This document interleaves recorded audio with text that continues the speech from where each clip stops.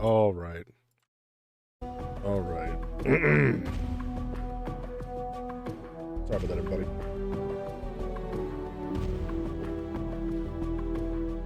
Ooh. Ooh-wee. Ooh-wee. So, well, stop your peeking, you son of a bitch. Anyway.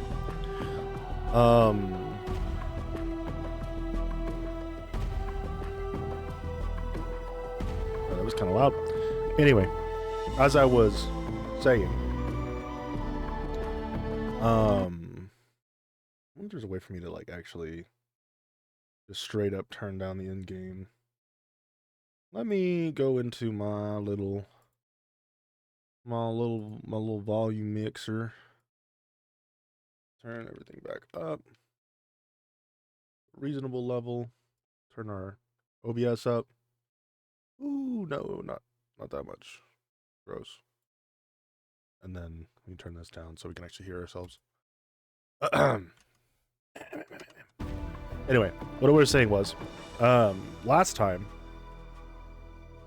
we streamed the old Planescape, my mic was fucked up. I had no idea.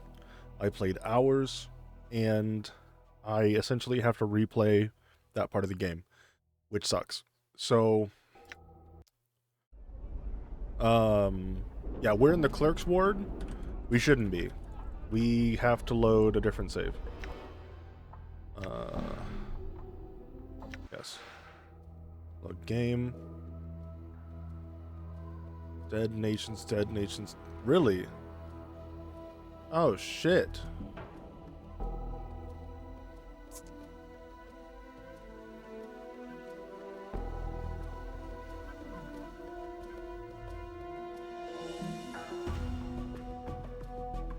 That was day 8. This is day 9. That's stream day 3 ending. This is stream game day 2. So this is before I did the side quests. This is after I did the side quests.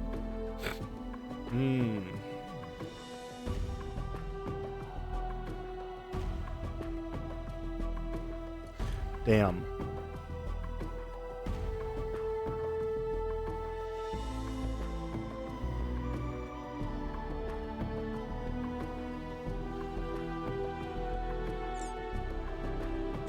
I'm wondering if it's worth me going and doing this one. That's day 6. Like, all of those side quests, I say... So, the only thing that we missed was, like, me tidying up some quest lines. Nothing all that major. I think I hunted down a necromancer. My actual run. Okay. Anyway, I then went through an alley. Yeah, the alley of lingering sighs. You see this right here? This is like a sentient alley that I went through. So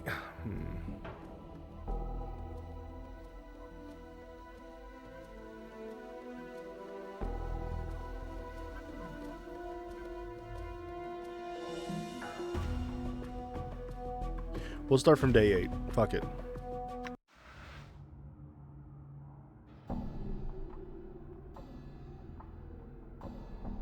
I don't know what I've explored and what I haven't explored. I think I was about to go in here where there's like a bunch of fucking people. I'm gone. Before I do that, let's go check the rest of this place. Yeah, okay. I went through the secret spot and everything. So this is like right after I did the side quests into the back into the main story. So we're good. We're good. Let me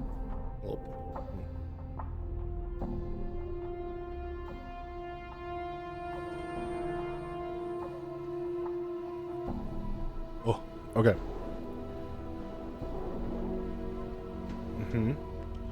Yep. This is exactly what I thought it was. Okay.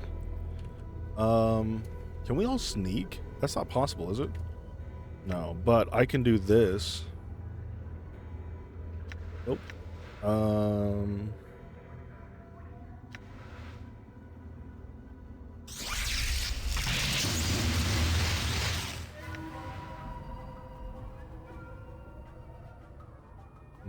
Mm-hmm.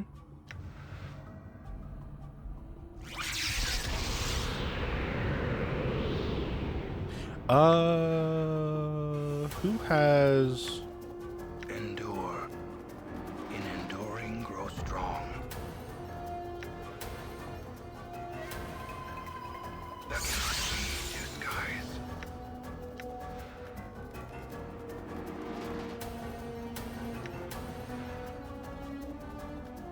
Range 90 foot plus 1 foot, speed, area effect, 1 creature. Damn.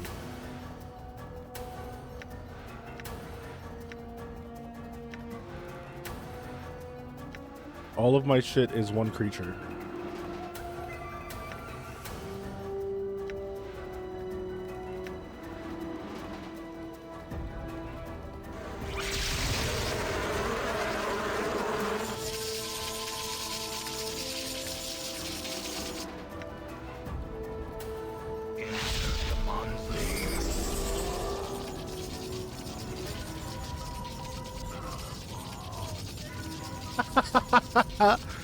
Bro, the Abyssal Pipe. I hope we got all of the experience, and that didn't just count as one instance of experience, because I only saw one thing. Done. Yeah, wow.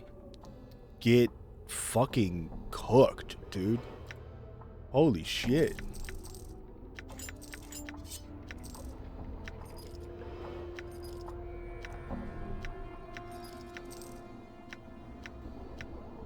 All right.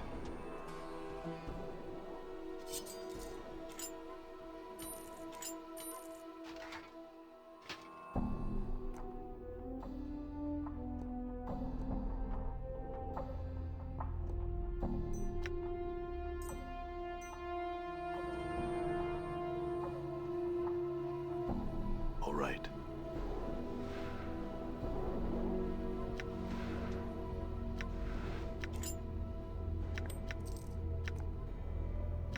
What does the knot charm do? This charm is made from a small piece of hemp knotted in a loop. No matter how much you study it, however, you cannot seem to figure out how the knot was tied. It looks like it's been wrapped around, inside, and even through itself several times. Ironically, despite the knot's complexity, it comes undone easily when pulled. The person undoing the knot charm temporarily gains a rush of strength, allowing them to do more damage with melee attacks. Hey, yo? Hey, Mort. Go ahead and put that bad boy on his hip.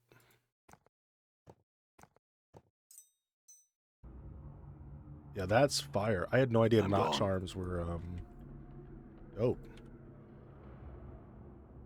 Yo, what up, Sybil? I must say, Cutter, I'm impressed. I thought for sure those animals would chew you up good. Well, I guess I should thank you. She pauses for a moment, then reaches into her pouch and pulls forth a small green gem. Here, this one's on the dogs. See you around, Cutter. Oh, this was on one of the dogs, but I like the idea of what I said.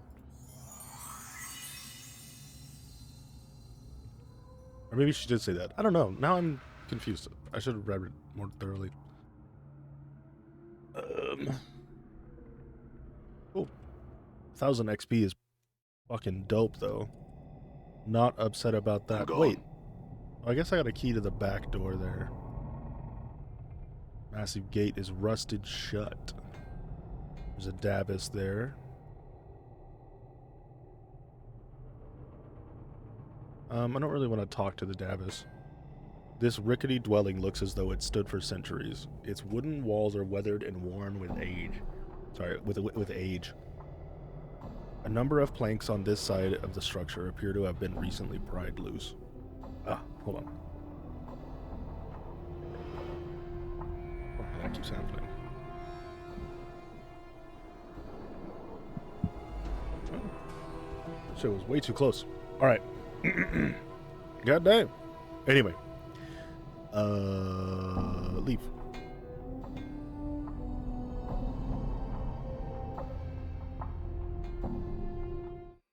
inside building. I'm right. Dead Dabis. Dead Dabis bad. Don't want to spoil anything, but he was in the wrong place, wrong time. You see the dead body of a Dabis. The stench of its decay is overpowering, and from the looks of its rigid, unnatural posture, extreme rigor mortis has long since set in. Oof, a lot of S's. S's. S's. S.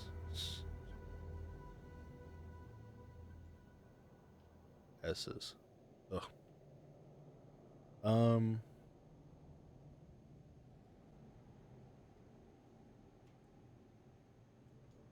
Yeah, let's check it. As you touch the corpse, a sudden shock passes through your body, and there's a stirring in the air, like a wind has found its way into the building and is fighting to get free. You feel a strange, wrenching pain in your skull, as if someone is hammering on it, sharply, desperately. Try and focus. Your vision goes black for a moment, and the hammering pain fades, until it sounds like it's coming from the outside of your skull. The darkness clears, and you hear the hammering coming from outside the building. The entire building seems hazy somehow, confused, as if you are seeing it through a mist. Keep focusing on the vision. The hammering dies, and you suddenly see a spectral version of the Dabis entering the building. As it does, the windows and doors become like water, suddenly sealing over the entrance the Dabis came through. The Dabis turns, pauses, and then begins a slow circuit of the room, examining the walls and hammering on each one once, as if testing it. The Dabis completes its circuit of the room, then pauses by the door it once entered. It begins hammering, chipping away at the stone, but with every blow the wall repairs itself. The vision fades to black and the hammering continues. First, at a steady pace, then slower, and then slower. Keep focus. 1,000 experience! Your vision clears as the hammering ends, and you are once again standing beside the corpse of the Dabis. It looks as if it withered away here, trapped in the building. Goddamn.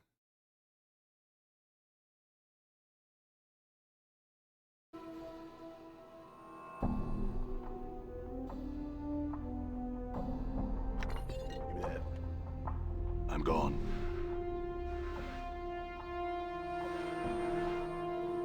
Okay. Cool. Cool. Very cool.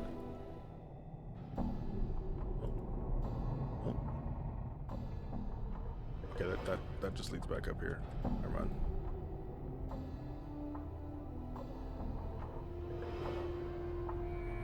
Can't scroll down any further.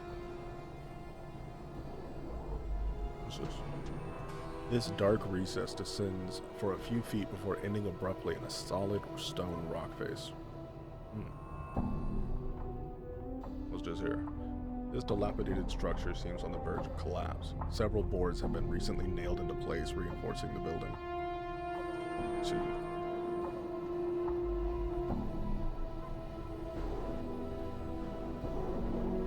Wait a second. Maybe we should go...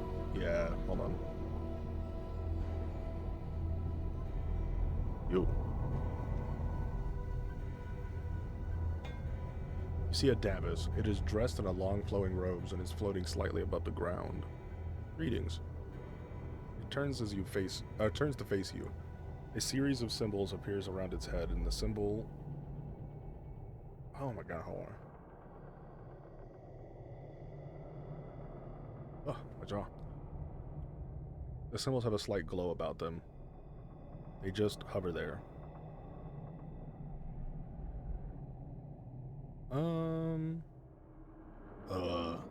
I just thought you should know. I discovered the body of a Dabis in this alley.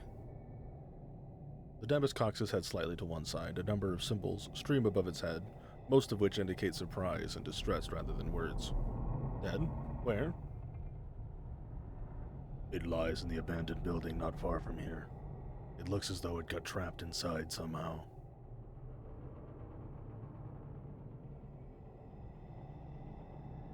The Dabis stares at you briefly and then bows slightly. It floats off in the direction of the abandoned building.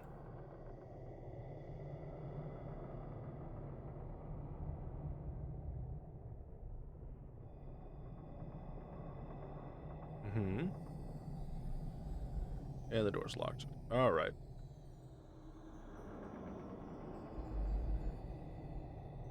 Well, I probably just killed him, but that's fine. It's necessary.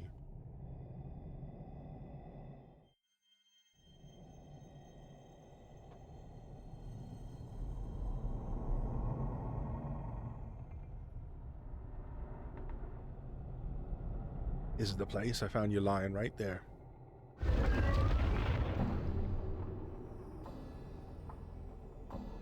Look at the weird, I don't know like why there's a visual glitch going on, but there's a little box right around where his face came out. Basically, that's like an animated part of the scene. I don't know why it's got the seams like that though, it's funny. You stare in awe at the bizarre spectacle before you. What had appeared to be an ordinary, unremarkable bricked wall now throbs and pulsates with movement. The wall expands, curious elasticity heaving outward as if some unseen force were trying to push its way through the barrier from the other side. Slowly, the undulating mass begins to settle, its curves becoming more and more pronounced, and you find yourself at eye level with the stony caricature of a human face. What is that? I don't know. Anna stares at the face in disbelief, her hands nervously fingering her daggers. But I'm for leaving before we find out, eh? Not just yet. There's something. Suddenly, a strong breeze begins to blow around you, and the air is filled with an eerie sighing. The rushing wind grows stronger, and you can make out other sounds as well. The creaking of boards, the rustling of leaves, and the grinding of stone upon stone. After a few moments, the clamor ceases to be a cacophony of individual noises and begins to blend into one articulate sound. You can make out a voice that speaks softly, yet seems to come from all around you. You. It cannot be you. What? The wind around you has stopped, but the voice is still somehow present. You are restored again. I saw you destroyed. Destroyed? Where? I saw you destroyed here, in front of me. I see all within me. Do you know what happened to me? Things that cast no shadow were shadow. They rose around you, tore you down. Do you not remember? You concentrate on the strange voice composed of sounds around you. Somewhere, in the deepest recesses of your mind, there is a brief glimmer of recollection. You feel as though there is something vaguely familiar about the sounds. Close your eyes and try to remember.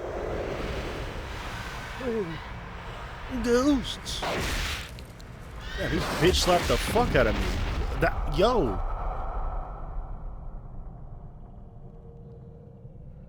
Give me the Pimp Hand 5000. That was fucked up. And then she robbed my shit. Yes, you remember. The voice of the alley rings in your ears, scattering the images from your mind and returning you back to the present. Destroyed, as soon as I shall be. I cannot delay division much longer. Pressure builds. Soon stones will crumble and the floating ones will repair me to destruction. You're dying. Pressure is too much. Too many places folded inside. Not enough space. Must divide. Divide? Must be in the way. What are you talking about? I think it's pregnant. Oh. Freaky. So where are we technically standing right now? I really don't want to know the answer to that, Mort. The voice continues. Help me to divide, branch out, expand. New apertures will open. You may use them to travel to the lower ward. What do you need to divide? The floating one is no longer upon me. It no longer repairs, no longer interferes. The Davis back in the alley? Yes. I told him about the dead Davis I found, and he left to see it out. Updated my journal. Yes, the floating one no longer repairs. It is now with the other. I have closed myself around it. It remains inside me forever. Yeah. I see. Now that it's trapped, you can divide without interference, right? Still, I cannot divide. Too weak. Cannot undo floating one's repairs. It changes must be reversed before I can divide. You must undo the floating one's repairs for me. You want me to undo the Davis's changes? How? Seek out the parts of me the floating ones has changed. Reverse the changes. Undo the repairs. Must be exact, precise. Only then can I divide. Very well. I'll find and reverse the repairs for you. I'll probably need some tools. Updated I my journal. Stronger. All right. Yeah. I already have those things. We also leveled up a +1 intelligent gain from specialization. Gang. Spell memorization abilities have increased. Yay! Hey, yo.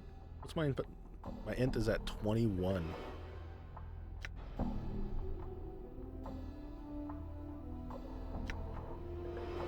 Okay, let's go legendary intelligence. Fuck it, 22. On gang. Hell yeah. Let me see here. How do I open up my spell book? There we go. What do I got? Okay. Level 1 spells. I got one more level 2 slot.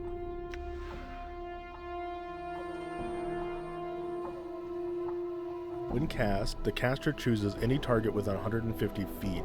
The Adder's Kiss will strike for 2 to 8 hit points of acid damage. For every 3 levels of the caster, the acid lasts 5 seconds longer, inflicting another 2d8 points of acid damage in 5-second segments. Okay, hold on, wait. So, every 3 levels of the caster. What level am I?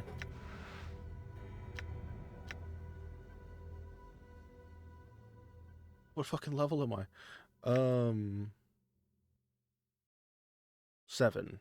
So, for total of 68? Yo, that's... Adder's Kiss kind of fucks. Oh my god, it's so good. Okay. Finally, the caster gains 1 additional ice dagger for every 2 levels after 3rd, for a maximum of 5 daggers. The subsequent daggers can be fired off by a subsequent click on the same target or another. Oh.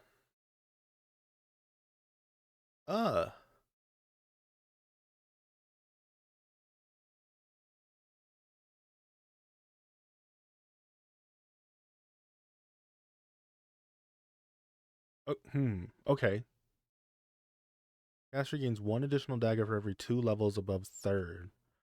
So I'd have 3 daggers every time I cast Ice Knife? Okay.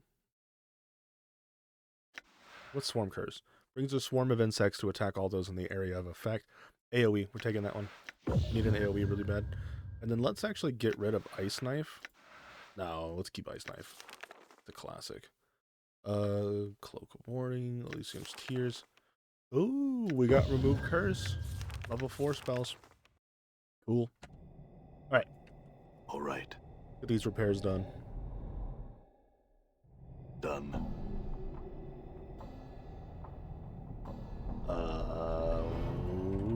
There it is.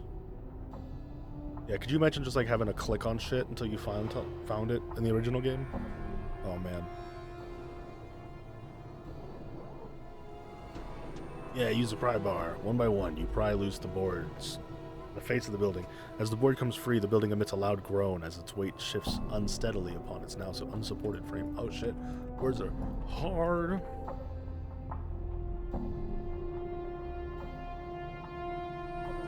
The other one's up here.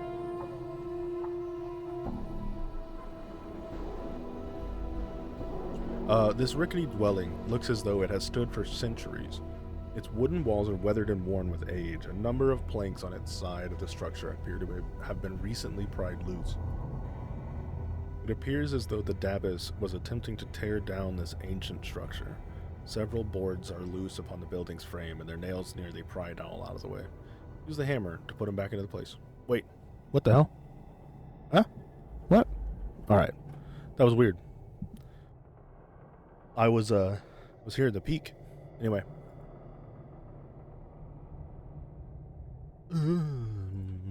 So.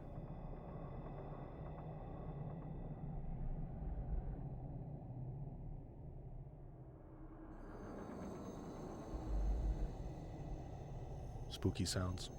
Oh. All right. As you approach the stone face, the various ambient sounds in the alley once again assault your ears, and through them the voice speaks. You have returned. I have reversed the repairs, as you have asked. Yes, all is in order. I am grateful. Again, the wind begins to blow around you, this time with fierce intensity. The omnipresent sounds of the alley begin to increase in volume until the soft murmur of the voice is nearly drowned out by the ensuing racket. Now you must go. Division begins. The way is now open to you. Very well then. Updated my journal. Hey, fucking hella XP, dude. The stone face before you begins to transform once again, its mass shifting and roiling as you look on. The entire wall seems to melt before your eyes, exposing a narrow passageway beyond. The ground underfoot suddenly begins to rock violently, and the soft sighing of the wind intensifies to a more urgent, almost human-like moaning. You can hear the sounds of crashing stones and snapping boards all around you as you dash into the passageway. Updated my journal. Nice. Excuse me.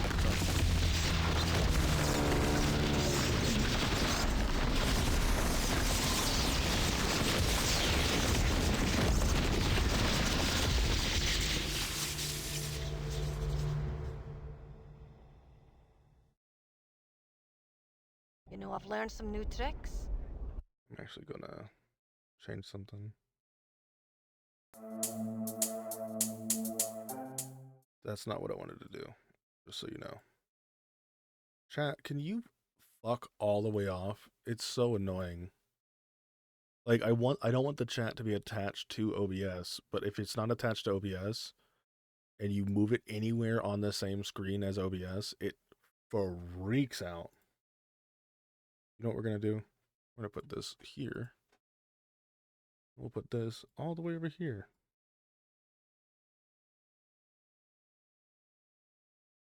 Because this thing wants to be a butt. Alright, anyway.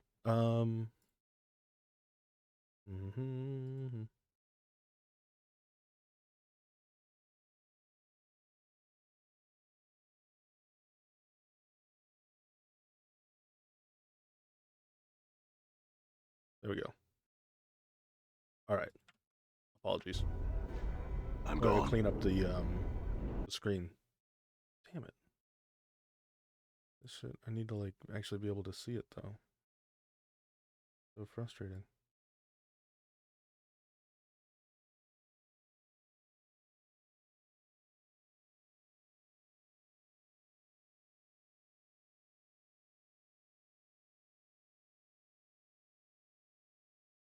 There we go. Alright. Anyway. Fuck. Now we're back to where we were. Where the hell is Mort? Oh, right. I forgot. Whenever you load into this part of the district, a couple were-rats fucking steal Mort. Like, Mort gets straight up kidnapped. Or skull-napped. It's kind of low-key bullshit, but like it is what it is, I guess. Let's organize our loot so we can pick up all of the homies' stuff. He dropped on the ground. What is this? Tear of Sailor Dry. Artifact. Permanent +1 con. Usable only by lawful good characters? Oh.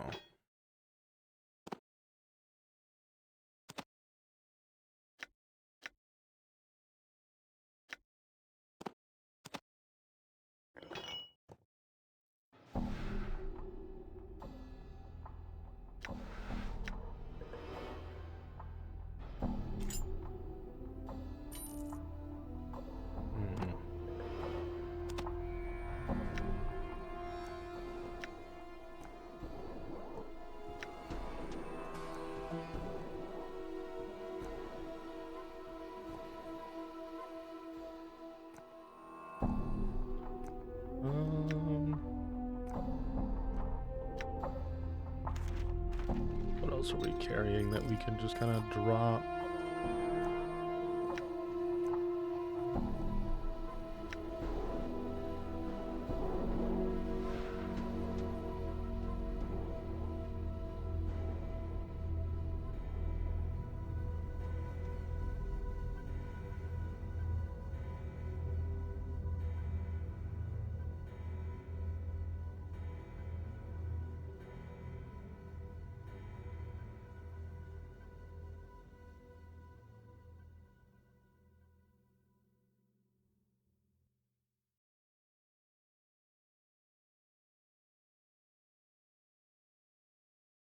This is weird, right? Why is that capitalized? Why is that? Why is that capitalized? And why are there 3 S's?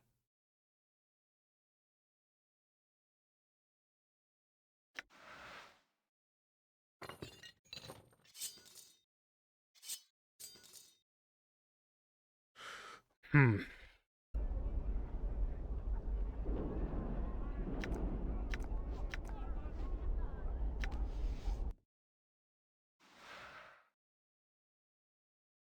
Yeah, this was the diary of the necromancer.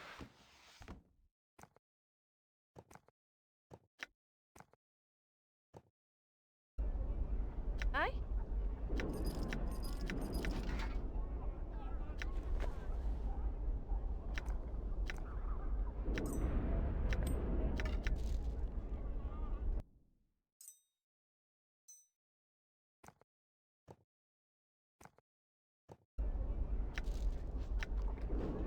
I don't think I need a Coste skull anymore.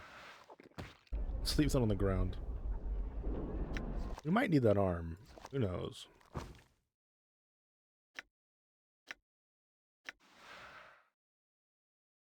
No points, +1 fist, saving throws better, fighting skills better. Cool.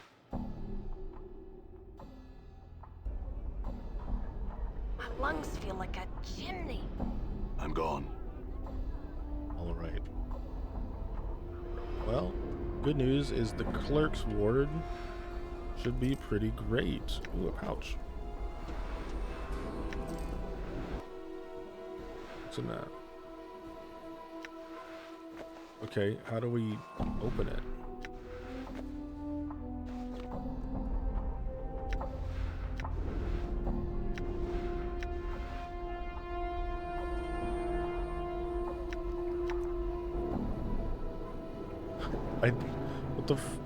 What the fuck does this do? Alright. Maybe I can sell it? I don't know. Shit. There's a lot to do here. I know he doesn't want me to talk to that guy. Let's talk to this guy. You see a middle-aged man wearing dusty clothes. He does not appear to be in the best of health. His skin is pale yellow, and you see an occasional pustule along his arms. Greetings. He turns and glances at you from behind hollow eyes. His eyes narrow in suspicion as he continues to glance around. What do you want? His voice is raspy. I have some questions. He turns his attention to you. Why are you bothering me for? I look the part of a tout. You seem a knowledgeable individual that I can learn from. He sighs. What do you be wanting to know?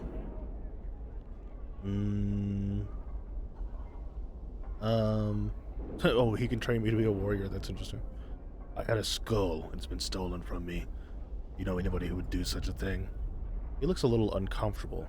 Missing a skull, are you? Well, now, you never hear such from me, but there's a people in these parts that... He glances around.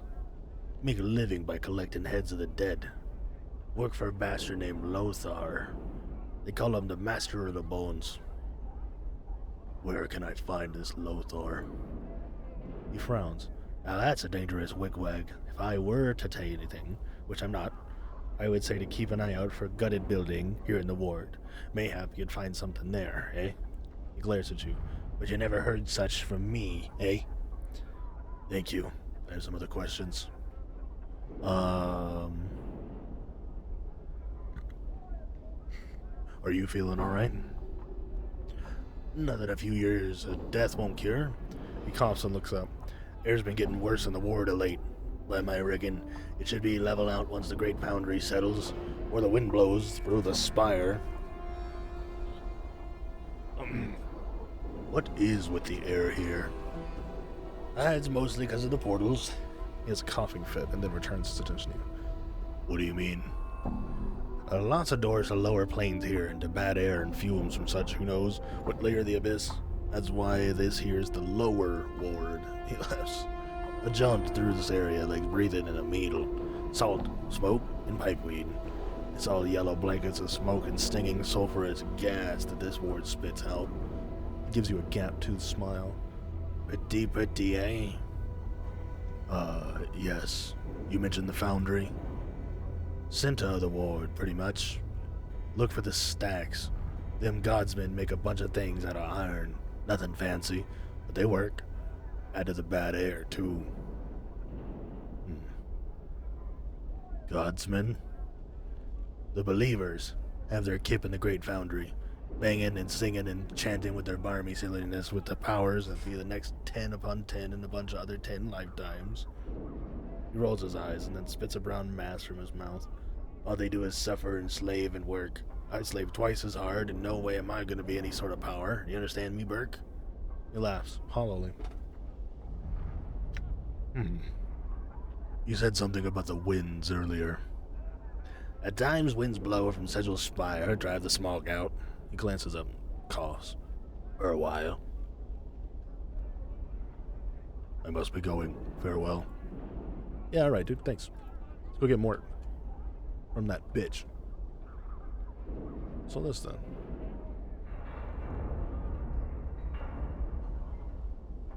You see a florid, boisterous man. He's shouting and carrying on like there's a war that's about to come through. Like he's got something lodged in his intestines. Like he's too excited about something to talk in a normal tone of voice. His rapid-fire delivery makes it difficult to understand you. You, sir, you there. You look like you could use something. I'm not quite sure what it is yet, but give it time, give me time, and I'll have it figured out on the spot. You need rooms? I've got rooms. You need supplies? I've got supplies. What are you selling? Oh, he's literally a merchant. Cool. Stinger's earring. +2 to armor class. +2 to armor class versus piercing attack. Oh. Shit. This earring has been made from the hardened shell of a segmented larva-like creature. Its shell has been treated with some sort of glazed finish that makes it look disturbingly alive. The wire that hooks to the ear looks like it's part of the larva itself. Perhaps its stinger or antenna. To activate the earring's power, the wearer must prick his thumb with the stinger, allowing it to bond with its new owner. When awakened, this earring helps protect the wearer from attacks, giving the wearer's skin the same strength and durability as the shell. Gross. Ooh, cheese. Cheese. I'm buying a cheese.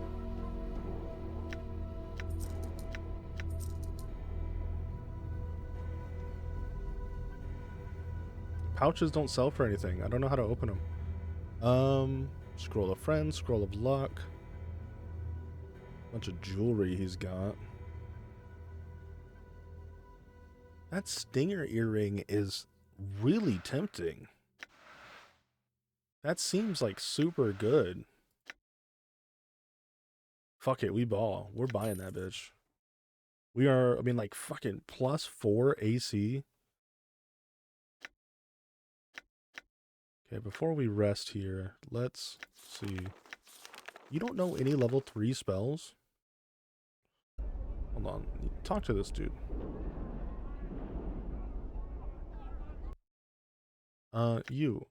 Does he have any spells that you don't have? Yeah. Buy both of those.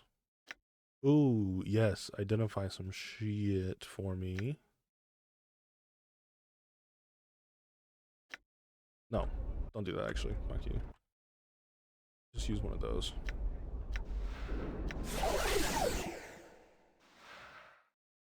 Bone dagger. Bone dagger. Cool.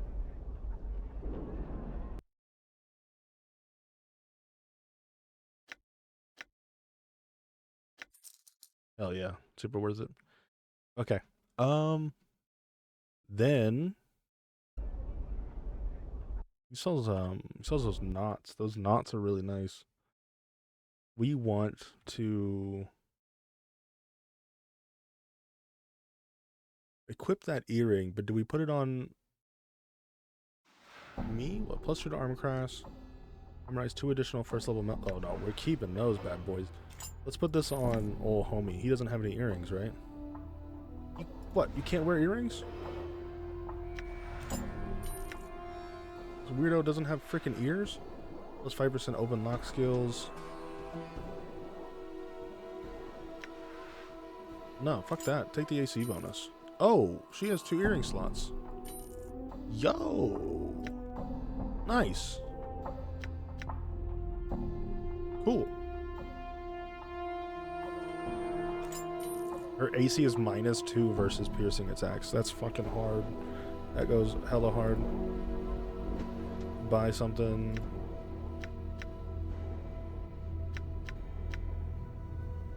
Sell. Sell.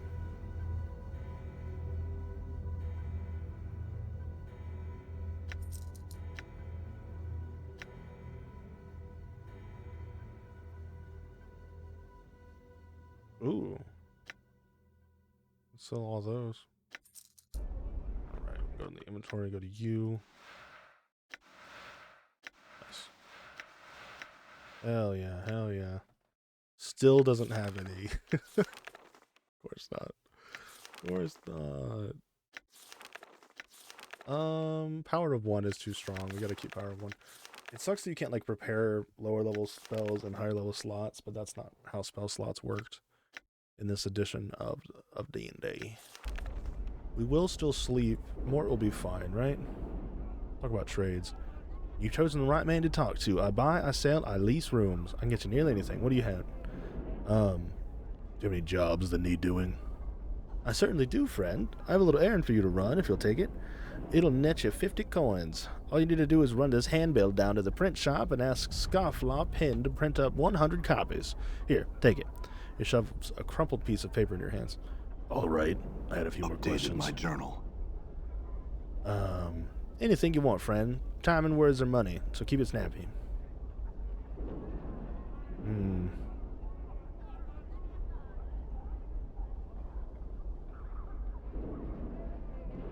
Tell me about the Master of Bones. The Master of Bones? The Lord of Bones of the Night? The librarian of the most grisly library this side of the set's home? Skulls sit upon his shelves, whispering their secrets into Lothar's hardened heart, and all who have the tenacity to face them. There is much that can be learned there, if the place doesn't drive you mad first. Can you get to the point?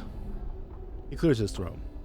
My apologies for trying to make this a little more interesting to you, just trying to add a little spice. It's to the spire word of Sigil. There might be a burnt shell of a building. It's possible that you want to find a ladder strung to the human sinew, or perhaps just wood, that leads down, down, down into the heart of Sigil. And when you set foot on the ground again, you could come face to face with Lothar himself. What does he do with the skulls? They say dead men tell no tales, but in Lothar's saloon, the dead spill their secrets to the willing ear. The more dead, the more tales. The more chant, the more chant. Why? The more one's eyes are open to the very heart of the multiverse. He wags his eyebrows for emphasis. Thanks. I had some questions. Wait, what are you selling? I forgot that I could steal from him. That's so fire. Anyway, rooms, merchant. Rent that bitch. Rest up. Everyone in the inn rests for 8 hours and recovers hit points. Nice. Done.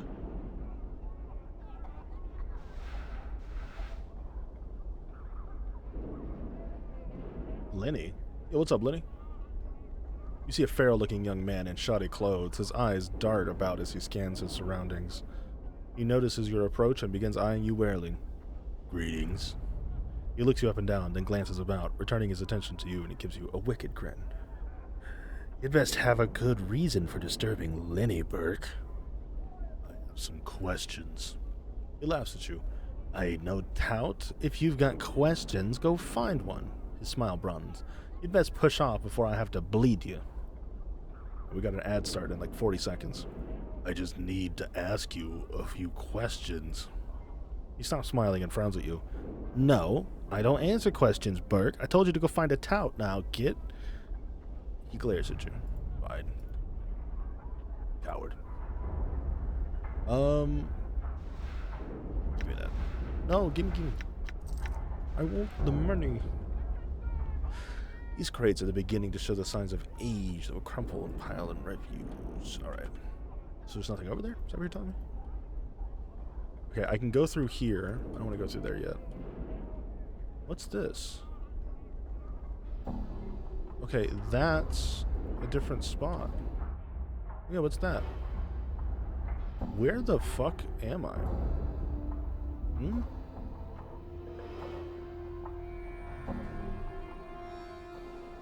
You see a rugged-looking, square-jawed man. He turns to you with a wide smile. How are you, Cutter? Good day to you. Good day indeed. He squints at you for a second, then juts his hand out to shake yours. Shake his hand. Greetings. Amrice, at your service, member of the Harmonium and the fashioneer of fine coffins for the recently departed. Oh shit, the ad. The ad! Alright, we're gonna take a quick break.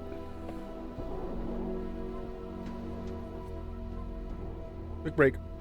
And then we'll be back to our regularly scheduled programming.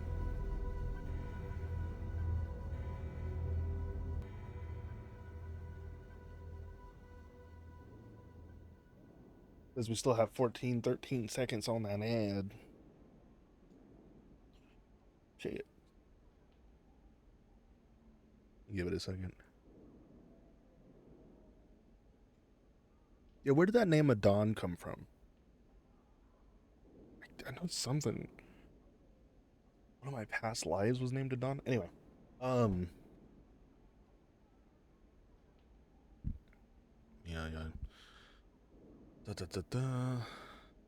So he doesn't know me, right?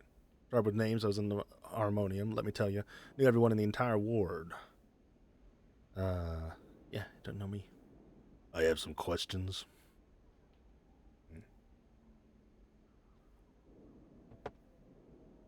Shit. He nods at you. Ask away. He gives you a broad smile. I'm looking for someone named Lothar, or the Master of Bones. He frowns deeply in thought. Can't say as I've ever heard of the fellow, Master of Bones, he said. Catchy title, that. He smiles in a way, I guess you could say that that's my title as well, dealing with corpses as much as I do. Now, I know that most of them are covered in flesh, but there have been plenty of times when I had to make a coffin just for bones.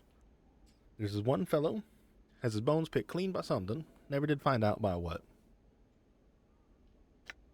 Interrupt. I have some questions. He nods at you. Ask away. Who's your friend here? Oh, yeah. Who's your friend here?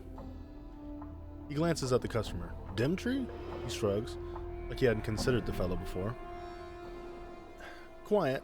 Doesn't say much. Do you, Dimtree? Dimtree doesn't respond, but simply gives him the same blank expression. A few seconds later, he nods. Hammer shrugs, and then turns back to you. Wandered in one day a few weeks back, been a regular ever since. He hasn't brought me anything, but he doesn't cause any trouble. So I let him stay. Seems harmless enough, you see. When I was serving the Harmonium, part of our work was to take people under our wing, give them a little shelter in the chaos of the streets. Get them spruced up. I see. I have some questions. Yeah, but that's kind of it. Yeah, you didn't really have anything interesting for me. What's up, Dimtree? You see a tall, slender man with a glassy-eyed expression. He seems engrossed in some tale that the shopkeeper is relating. Occasionally, he nods his head, but makes no comments of his own. Greetings. The man turns slightly at your greeting, just enough to acknowledge your presence. You notice that he is a little pale of complexion, and rather gaunt-looking. He's giving you a blank stare. The shopkeeper does not seem to notice any of this, and continues on with his stream of useless prattle. Are you all right? The man continues to stare at you, and slowly nods. Oh god, excuse me, hold on. Awful. You wait for any further response, but he says nothing, only stares. You are about to turn away in frustration when you think you notice a strange, musty odor about the man. Step closer and sniff. I'm gonna give you a big sniff. Anyway, you lean in and sniff at the man, unsure what you'll find. As you do, a musty odor fills your senses, an odor you recognize from your time in the mortuary. It's the smell of dead flesh preserved by magic. You're a zombie, aren't you? The creature continues to stare at you blankly. Slowly, as if with great effort, he begins to reply to you. Only your Yes, I know Speak with Dead. I forgot I learned that in the fucking Deadlands before I murdered everyone. So, okay, cool. Yes, I am Dimtree. Why are you here, Dimtree? Dimtree slowly glances at the shopkeeper and makes a feeble gesture towards him. Seeing this as a sign of interest, the shopkeeper redoubles his efforts in telling whatever tale he is relating to the poor creature. Dimtree looks at you again. Reese, he talks. Reese never stops. Wanders down. The noise master annoys everyone. Master create Dimtree. Tells Dimtree talk Hamris. Now Hamris, stay in shop. Master happy, town happy. Dimtree sad. Bro, fuck. Imagine being, like, literally created just to talk to the town gossip. Oh, no. Is there anything I can do to help you, Dimtree? The creature pauses, then resumes his slow speech with you. You can almost detect a pleading tone in his voice. Yes. Find Master Sebastian. Ask him release me, please. He turns his attention to Hamris momentarily. Please.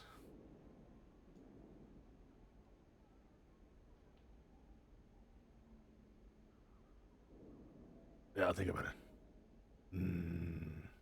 I see. Very well done. Okay. Well, fair enough, I guess. All right.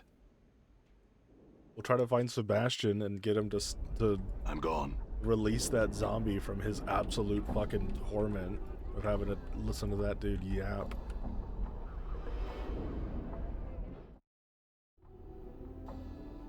Being such a yapper that you get a whole ass, like...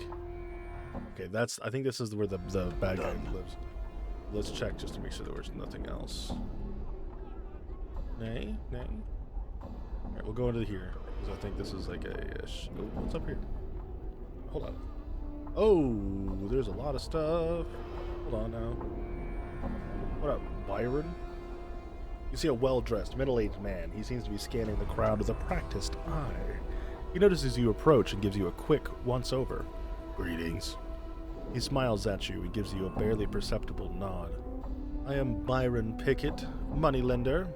May I help you? Moneylender? He nods again. Yes, I cater to the needs of merchants who just start a business, keep one afloat that's down on its luck, or perhaps expand a business. In either case, you come to me for the funds. He looks you up and down. I doubt that you are a merchant, sir. So what can I do for you? I have some questions. Very well, make it quick. I'm looking for someone named Lothar. He gives you a quizzical look. Really? Why in the nine hells would you want to find him?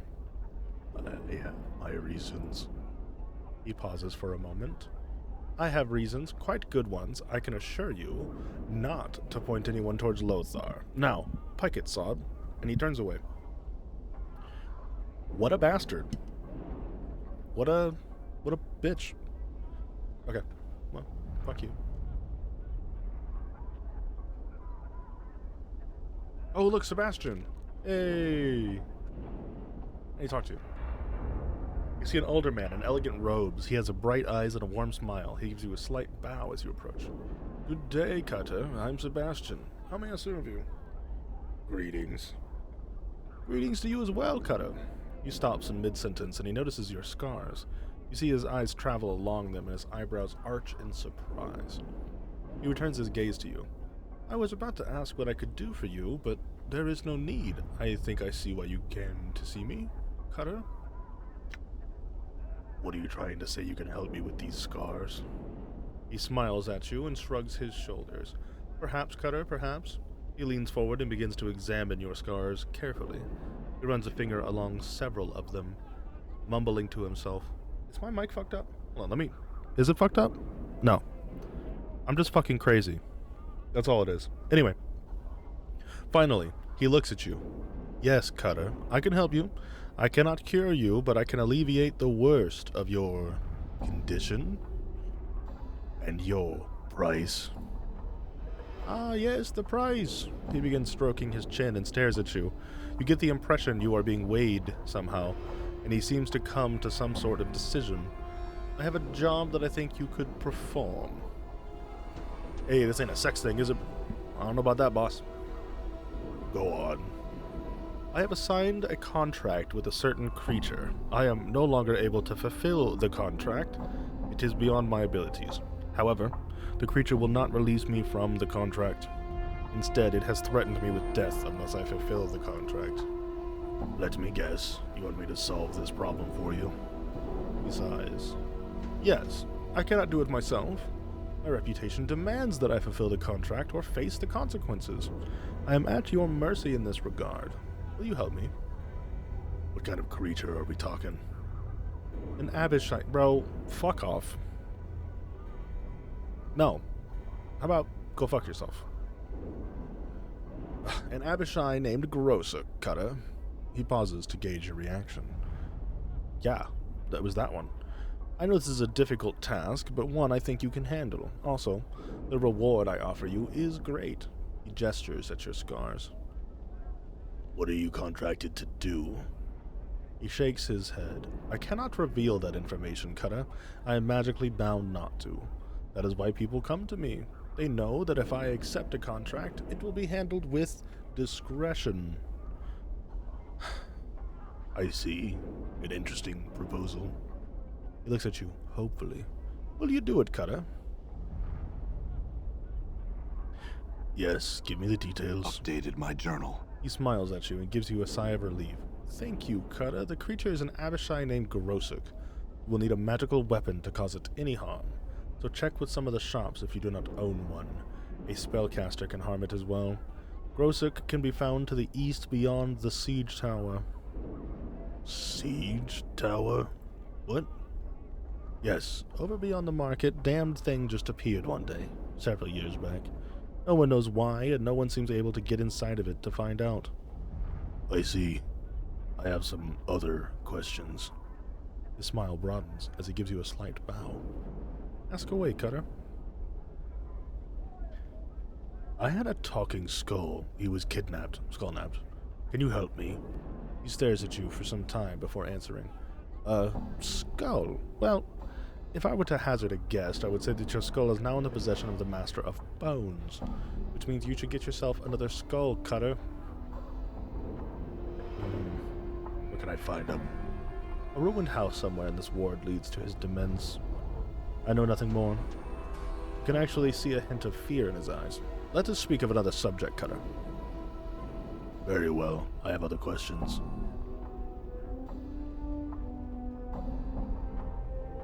This is the dude I need to talk to for the zombie. Who are you? I am Sebastian, a mage of sorts. I do contract work.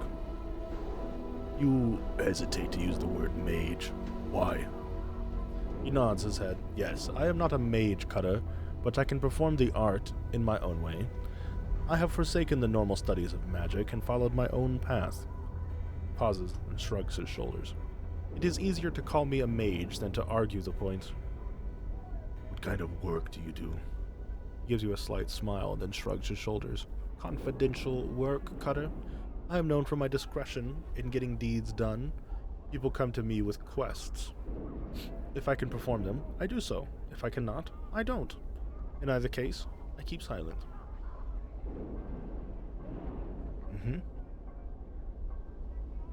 Alright. Talk to you, Xanthia, real quick. You see a pretty young woman in fine clothes. Her skin lacks the usual yellow tint of the inhabitants of this ward. She appears to be watching 3 nearby creatures with interest. Greetings. She turns to face you. An annoyed look crosses her face. Yes? What do you want? I have some questions. Fine. She looks irritated. What are you doing here? There's going to be a fight, and I want to see it. She smiles wickedly. It should be interesting. A fight? Yes. You see the 3 Thulkola over there? She points to the 3 hulking creatures with rippling muscles. They're going to try and kill an Abishai, she snorts. The stupid oafs. I've heard something called an Abishai. What exactly is it? It's a lower planes. Oh, what the hell? Hey. What the fuck? Anyway. It's a lower planes creature. A Baitsu, I think. She frowns in thought. In any case, Abishai have nasty dispositions and sharp claws, and they can cast spells. Very formidable. The Thulkola look like they can take care of themselves. Normally, I would say yes. Thulkola are very powerful warriors. She smiles slyly and leans in to whisper to you.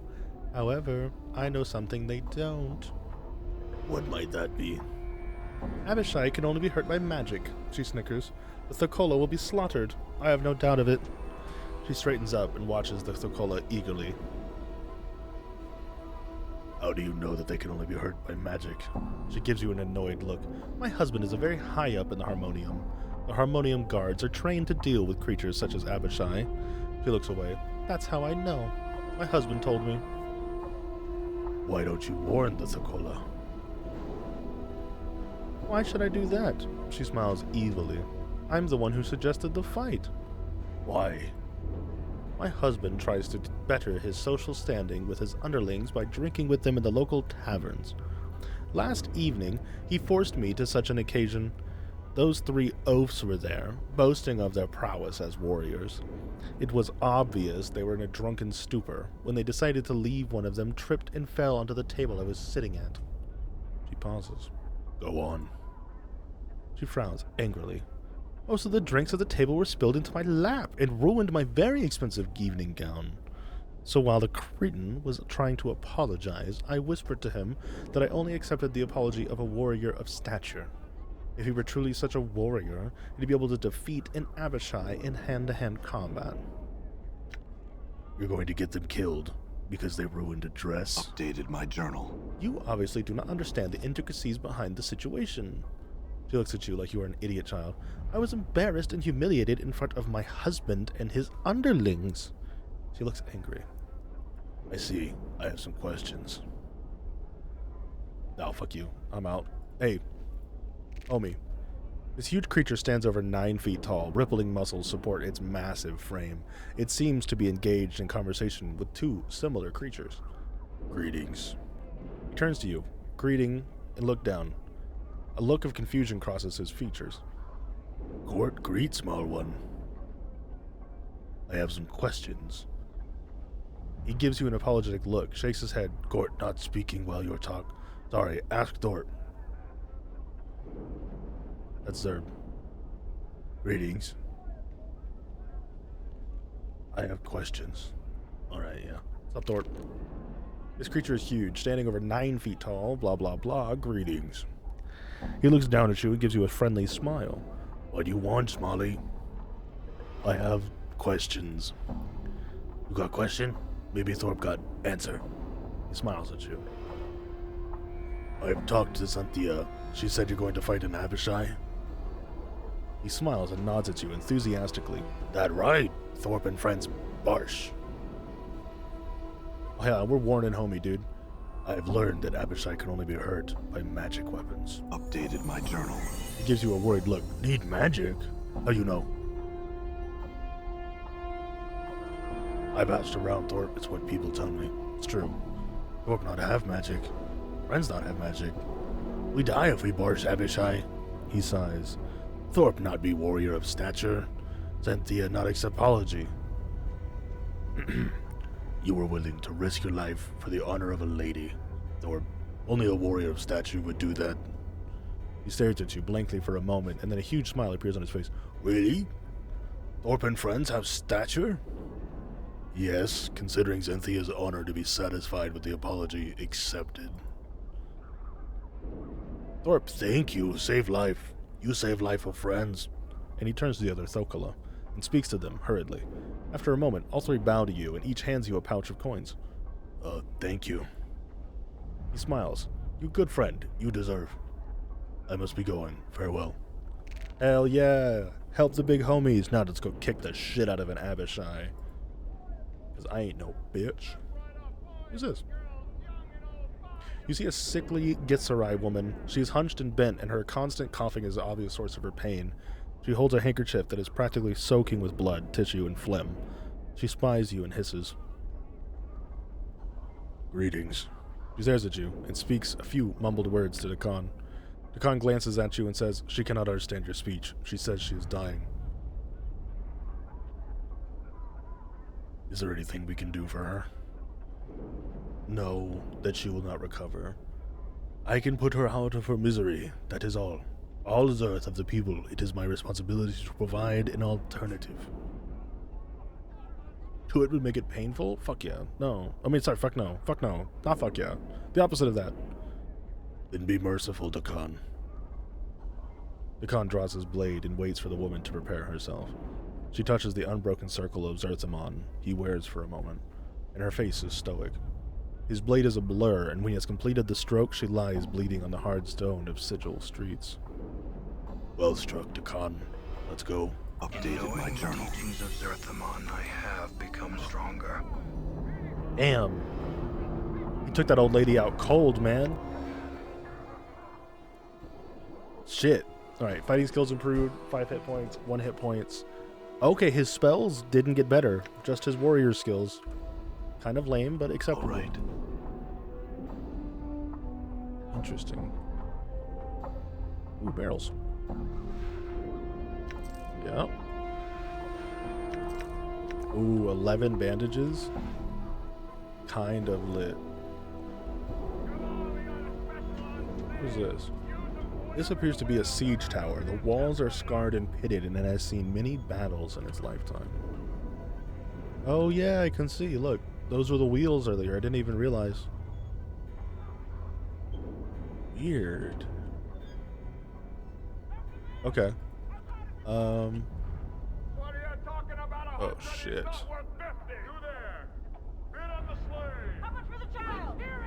Ruined wagon is quite useless. These barrels are empty. What's this? Barely legible script above this entry proclaims this building to be the vault of the ninth world. Oh, I'm supposed to have a thing there. These barrels are probably here to catch rainwater. The only thing that fills them is dust. Stylish script around the door frame proclaims this building as a print shop. Okay, I needed to go in there for something, but let's go in here and see if I can claim my items.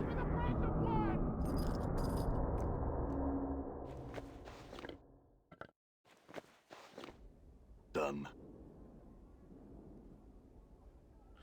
Welcome to the vaults of the ninth world. How may I serve you in this fine day, Sigilin? What is this place? The vaults of the ninth world is pleased to serve as warehouse of the lower ward and all of the sentience of Sigil. Our motto is, when one world just isn't big enough. We provide storage space for those that have little to spare. Our prices are competitive. Our service, exemplary. And our courtesy to customers is known throughout the plains. What are you? That's kind of rude. I am the voice of the vault of the ninth world. I am here to serve you, the customer. Instruct me in what you desire. I'd like to claim something. And what is it you were looking for exactly?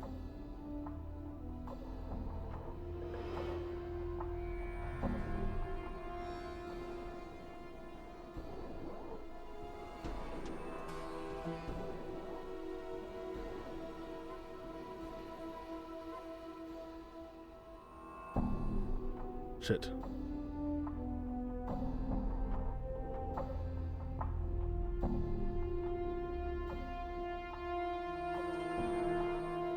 Shit.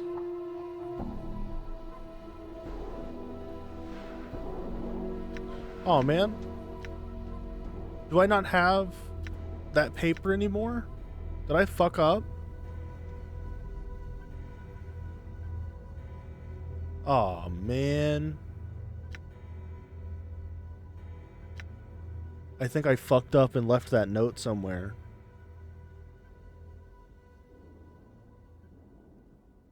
I don't know where I would have left it. Fuck.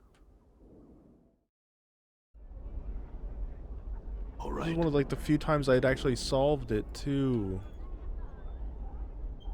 Shit.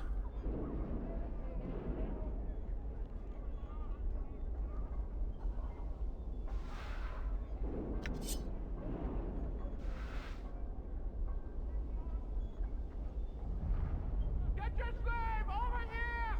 Two for the price of one!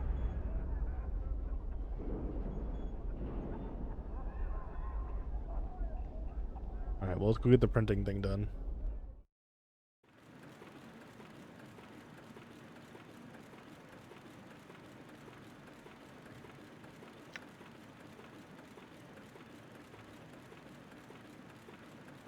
You see a thin, stooped man hunched over a desk, scribbling on a piece of paper. His hair is thinning and drab, drawn back into a ponytail, and thin spectacles adorn his hooked nose. His age could be anywhere from his early 20s to his late 40s.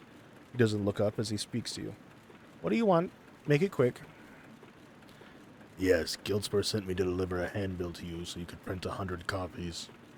He takes the handbill from you, looks it over, and says, I'll have it for him later. Go tell him. Turns back to his desk. I had a few questions. What do you print? Books, pamphlets, handbills, words, letters, whatever.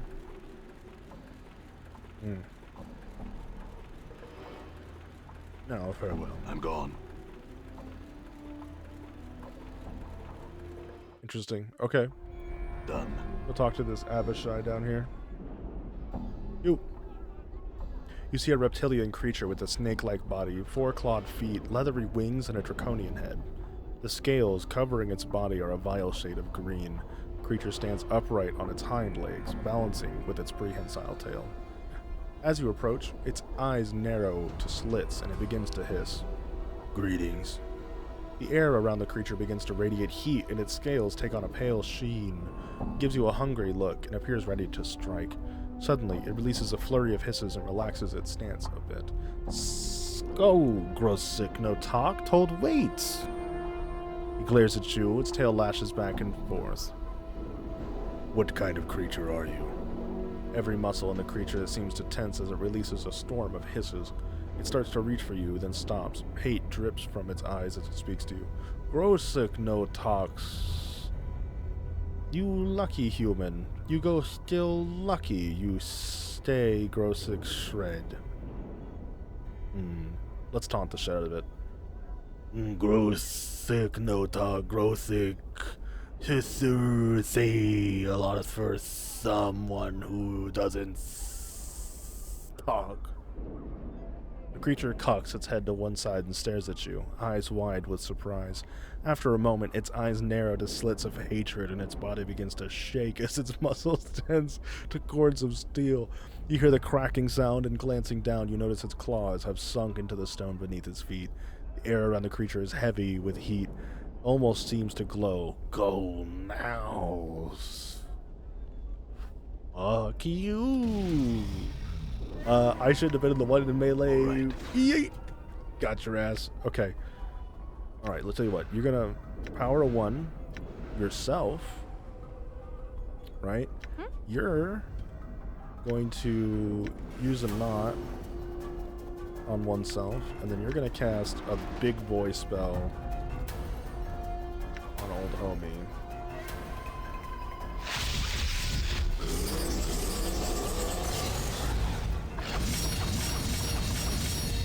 Oh, epilepsy warning. Fuck. Didn't expect that to be so insane. Hit him with the ice knife.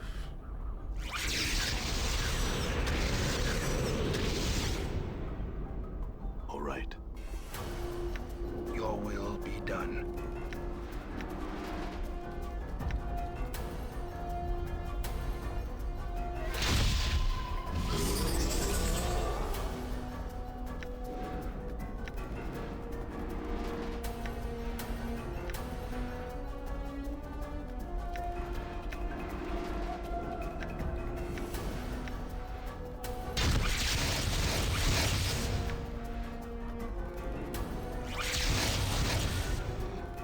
Fucking cooked.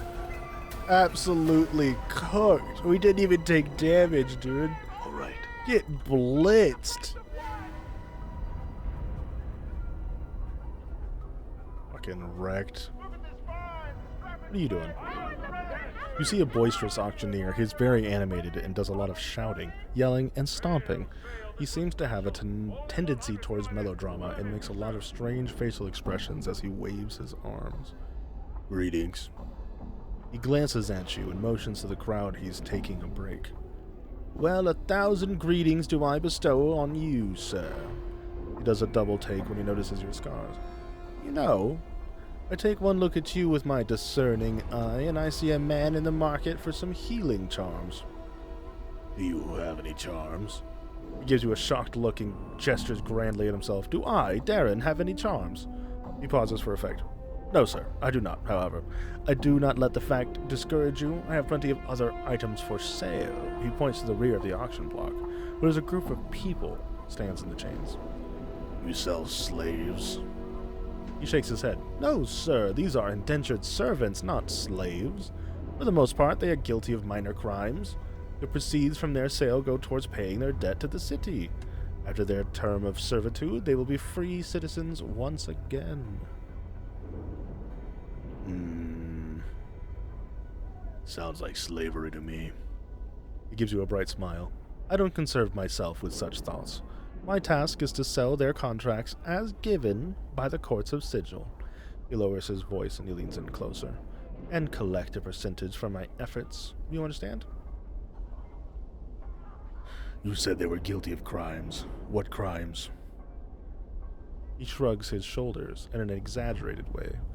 I don't know for certain, but I would guess theft, assault, or not being able to pay their debts. Those are the most common. I see. I have some questions. I don't like that you can't do anything for, like, saving these people. I'll take him. I'll take him. I think you can, like, help her, but that's it. Rid on the slave. See a young woman who is trying to get your attention. She's wearing a shoddy clothes, but her demeanor is one of elegance, unlike the people who surround her. Upon closer inspection, you notice that her skin is clean and smooth, lacking the yellow tint of the inhabitants of this ward. She notices your approach and smiles. Greetings. I think the powers that you noticed me. I'm in need of your services, mercenary. He pauses and examines you more carefully. If appearances are any indication, you would seem to be such an individual. What exactly is it you want of me? She nods to you. The heart of the matter is that I am able to be sold into slavery for a crime I did not commit. I am in need of a champion, someone who will help me prove my innocence and free me of this fate. Tell me exactly what's going on. This is a long in the telling, Cutter. So please bear with me. Go on. She sighs as she begins her tale. My husband died recently and left me his business. I am not business-oriented, so I decided to sell. Not long afterwards, I was contacted by a lender saying a loan on the business had not been paid. Pauses to go on her thoughts. I examined all the documents my husband kept and found that there had indeed been a loan taken, but it had just recently been paid in full. I explained this to the lender, and a few days later, he asked for a copy of the document. It was nowhere to be found. She looks concerned and pauses to think. Go on. Well, when I could not prove that my loan was paid, the lender took me before the court, my monies were taken, and applied to the balance owed. Since it did not pay off the loan, I am to be sold on the block to try and recover the remaining amount due. Gives you a forlorn look. I don't understand. Why sell you into slavery? She shrugs. It serves many purposes. First, it keeps the prison relatively clear, with all but the vilest criminals. Second, the sale of the convicted is used to pay for any damages, costs, or fees involved in the case. Finally, the convicted still serves a sentence from which they are eventually released, supposedly, as better citizens. Yeah, bullshit. This is all fascinating, but I do not see how I can help you. I need someone to find the missing document, the one that can prove my loan was paid. If you could purchase my contract, I could pay you back. She gives you a pleading look. I can't spend the next 5 years of my life in this ward, Cutter. It would have killed me. Surely you've noticed the illness shed? Yes, the yellow skin and coughing. She nods her head. Yes, Cutter, please. Can you find it in your heart to help me?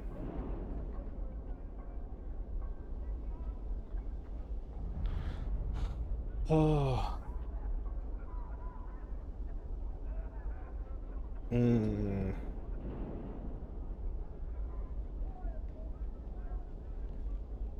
I want to be greedy, but I'm going to ask what's in it for me.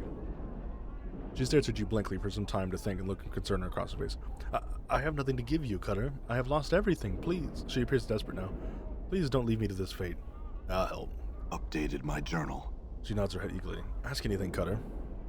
What's the lender's name? I know his name well, Cutter. After all I've been through. She gives a faraway look and then shudders for a moment. Byron Pickett is his name. She pauses. And his associate may be someone named Lenny. Byron Pickett? Why does that sound so familiar? Byron Pickett. Where can I find Byron? I think he can be found in or around the open air market. Oh, right. Yeah, I know what that bitch man is. I have some more questions.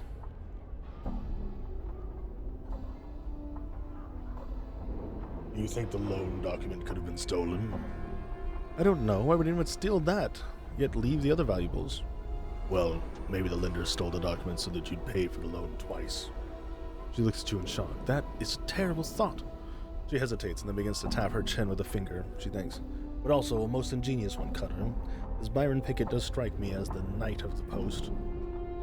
Yeah, he's a fucking thief for sure. Alright. Yeah, let's go.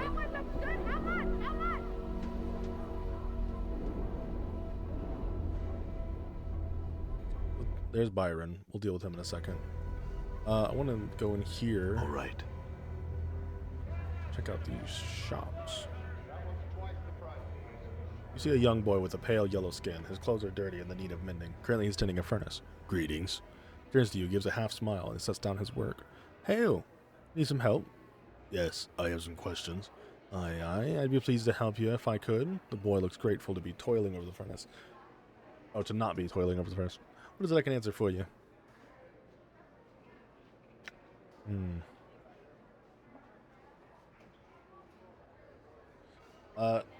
None of these questions are useful. I'll be going now. Look at his weapons. What do you got, dude? What you got? Greetings. He smiles at you. Greetings, I'm Cinder. I heard about you and the scared, clueless fella going around, always asking questions. Scarred, sorry. What can I be helping you with? You look like you have a few scars yourself. He frowns and then begins to laugh. Aye, that I do. A few years back, I had me kip set up in the hive. Some barmy mage decided to burn the ward right out of Sigil. Almost took me with it. Sick for a month I was. I see. I have some more questions for you. I'd be pleased to answer your questions. He narrows his eyes and gives you a sly smile. About the shop and the wares, you see, that is. I'm no tout, I'm not. I'm interested in spells. I think I can help you. Let me show you my wares. Hell yeah. Dude, Blur? Buy it. Instantly. Cone of Cold? Maybe. Old Undead? Maybe. Tasha's Unbearable Derisive Laughter? Fuck, that has a long name. Root Curse is good. Shard of Storms, improved strength. Force Missiles.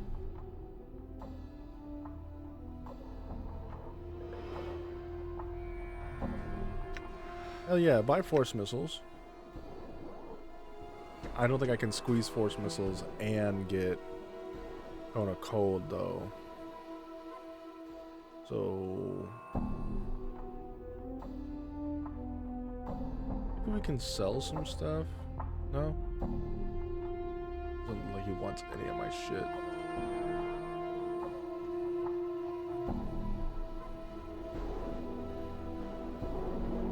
Tell you what, we'll get this and we'll get vampiric. No, we'll get laughter. Right? We'll buy both of those.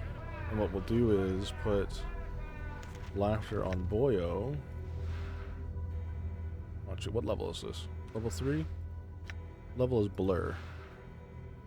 Level 2. I think he still needs a level 3 spell.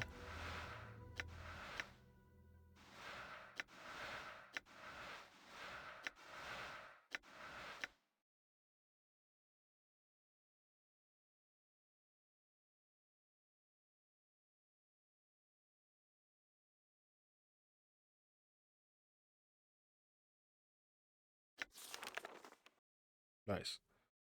Now if I don't want to have remove curse, I can put on the old force missiles.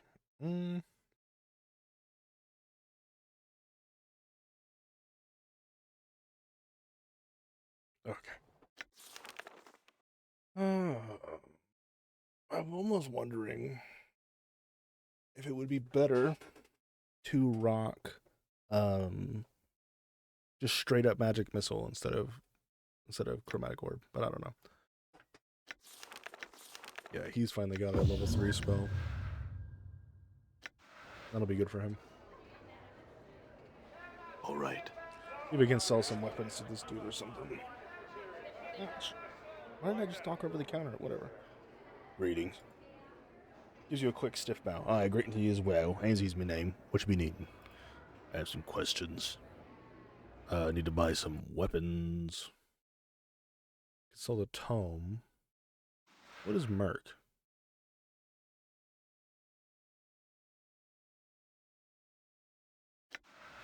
Yeah, I don't want to sell that then. Sell that stiletto. What does this do? Fuck it. Resistance to fire damage? I don't give a shit. Oh, damn it. Sell that, sell that.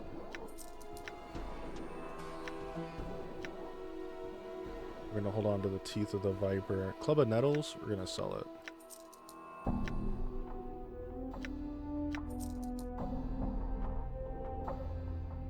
All these dirty rat charms.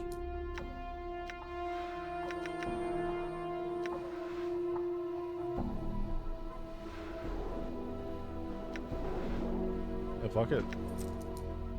It's big money.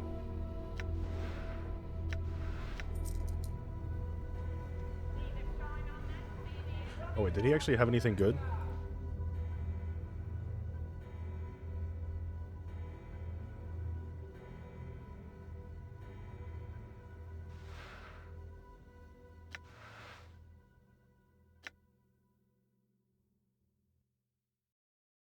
Not for... Ooh, magic punch daggers. Maybe. Yeah. Alright. What's this guy got? Greetings. What have you got for sale? Oh, he's got charms. Ooh. Oh, and magic items. Displacer ring. What's the serpent ring? Immune to poison. 33% resistance to magic. Oh. Oh. Plus 25% resistance to all normal attacks. Plus 10 hit points. Minus intelligence, minus wisdom. We gotta get the spider bracelet, right? That's too good. That's too good. Ooh, what's the mage's shield? Nice. Get that eventually. Yeah, that's so good. That's just too good not to pass up.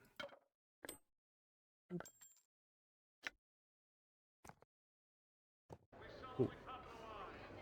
We're loaded up with more magic. I'm gone.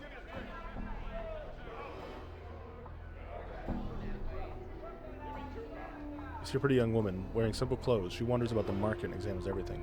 Greetings. Her smile broadens. Hello, I'm Karina, and it's a pleasure to meet you, Cutter. She continues to smile and waits for your response. I have some questions. She nods her head. Outer. Fuck it. She doesn't seem to have anything important. Let's leave. What the hell? Let's go deal with his All little right. bitch-made sidekick real quick. Hey, Lenny. I got beef. See Lenny, he gives you a mock smile as you approach. Well, Genberg, to what do I owe this pleasure? Yeah, I still have some questions, bud. Alright, you know what? Never mind. Fuck you. I have an idea instead. How about this? Go back to your little... Why not? whatever the fuck you were doing. Okay.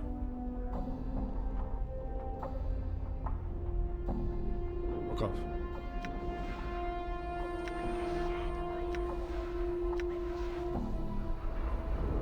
My lungs feel like a chimney. Peter? What'd I get off of him? I successfully pickpocketed him for what? Nothing?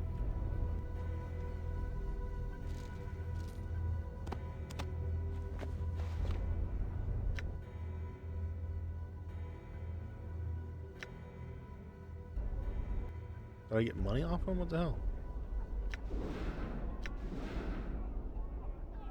Ready.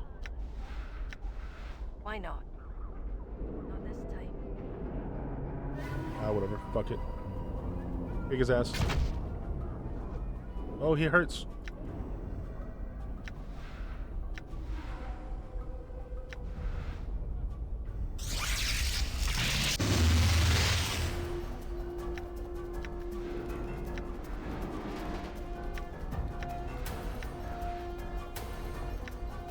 Why not?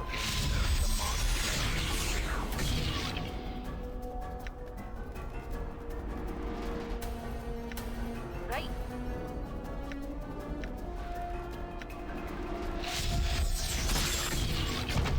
All right.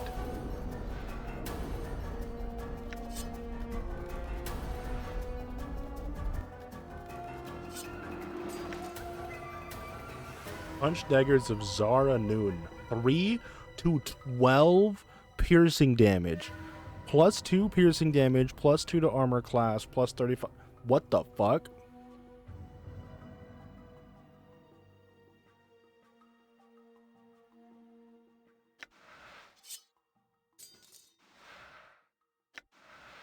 And I thought those were strong. These things are insane. I'm gone.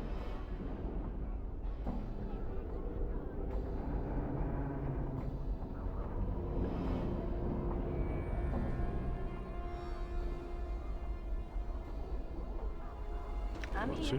needs to heal up.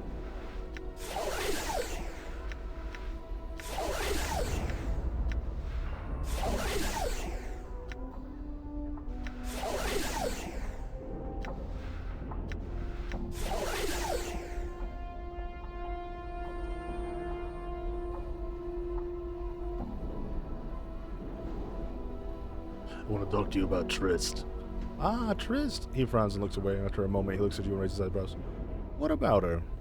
I'm trying to find a missing document for her. He sighs and shakes his head. There is no missing document.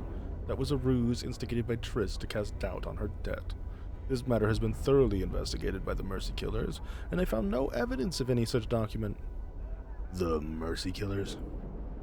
Yes, a faction of fanatics dedicated to uncovering the truth in criminal cases and handing out justice. They are often used as investigators by the courts of Sigil. They are quite thorough, and they found nothing. He glares at you.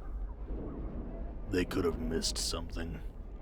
That is a possibility, but not very likely. You obviously are not familiar with the Mercy Killers or their methods for you to make such a statement. If you could not find the document, then it does not exist. He looks at you angrily. Someone could have stolen the document and then destroyed it. That way the loan would be paid twice. Updated my journal. For a moment, he looks as if he's about to be furious with you. And then a gloating smile crosses his face. What a terrible thought. Pities there's no proof of such activity. Yes, a pity. So tell me, why have Trish sold into slavery? Couldn't she pay your money in the form of a loan? Yes, she could, and I did make that offer. He looks at you sternly. However, she turned me down. I don't allow second chances. No one turns me down without suffering the consequences. No one. Alright, you fucking creep. I have some other questions. No, I've had enough of your time. I've had enough of you to last a lifetime. I want to know more of your questions. Now pike it, sod. Yeah, alright. I'm gone.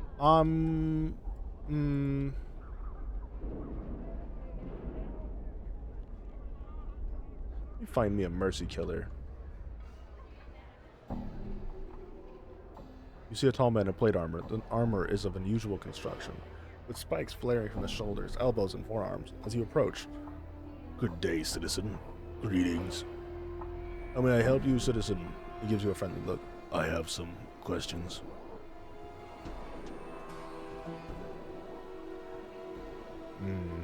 Never mind. All right.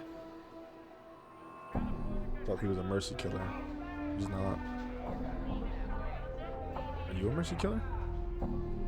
See a tall man play. Yeah. Good day, citizen. I am Guard Corvus. Greetings. How may I help you, citizen? I have some questions. He nods. I will try to help you if I can, citizen. Do you know someone named Byron Pickett? He frowns and nods his head. Yes, I am familiar with Byron. What can you tell me about him? He gives you a stern look. Anything I know about that individual is harmonium business, citizen. I cannot discuss such matters with strangers. Perhaps after I get to know you better. Oh, okay. Some questions then. Try to see what he's looking at. You glance at your shoulder and notice that the young lady, wandering about the market, Corvus seems to have his eyes locked on her. You seem preoccupied. What are you looking at? He snaps his attention back to you. I beg your pardon? Citizen, please excuse me. His eyes wander back to the young woman. His voice fades almost to a whisper. She has the voice of an angel. She's such a pretty young thing. He sighs. Why don't you go talk to her? Updated my journal. An uncomfortable silence fills the air. Finally, he turns his attention back to you. I couldn't. I mean, a woman like that, well, she must be, His eyes, and pauses for a moment. Is there anything else I can help you with, citizen? Nah. But I got you, dog. Check this out. Where you at? Hey. See a big homie over there? Are you not the big homie? Are you not the one she was looking at? Surely you're the one he was looking at. Right?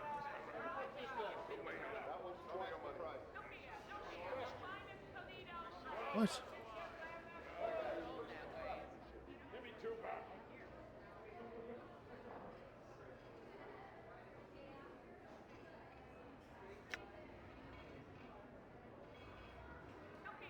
What the hell? Asking questions. Looking for somebody named Lothar. Lothar? I don't know anyone named Lothar. I can't recall ever hearing that name. She gives you a concerned look.